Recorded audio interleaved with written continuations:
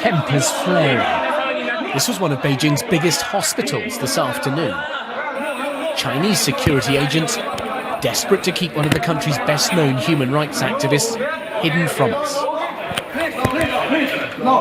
At the end of the corridor, in a wheelchair, we glimpsed him. Chen Guangcheng, his leg injured in a dramatic flight to the American embassy last week, brought here by US diplomats who said they'd taken him in on humanitarian grounds and negotiated a deal with China for his freedom. The silhouettes are his wife and 2 children, long held captive by Chinese security, today reunited with him. Well, we've seen Chen Guangcheng inside and his wife. She told the BBC that she was fine, her 2 children were there. Her husband is now having a checkup. As you can see, we're being moved out of the hospital.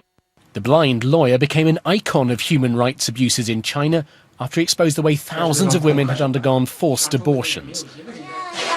For 7 years, he was held here under illegal house arrest. But despite his lack of sight, he escaped last week, even though he had nearly 100 guards watching him. His overriding desire, he said, was to ensure his family could live free from the harassment and beatings they had endured. He made this video appeal to China's leaders. His escape has infuriated and embarrassed them, forcing them to account internationally for human rights abuses.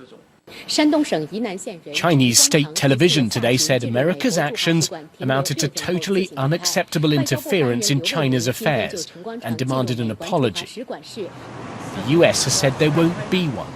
Hillary Clinton is now in Beijing for scheduled talks with China's leaders on a host of major issues. This evening, Chen Guangcheng has said US officials told him China was threatening to beat his family to death if he didn't leave the embassy. Speaking from his hospital bed, Chen Guangcheng said the threat to his family was the reason he quit the embassy. If I didn't leave, Chinese authorities were going to put my family in danger, he said, adding, I need help now. Tonight, Chen Guangcheng and his family are in the hospital under guard with no US diplomats protecting them, afraid once more for their own safety. He says he now wants to leave China.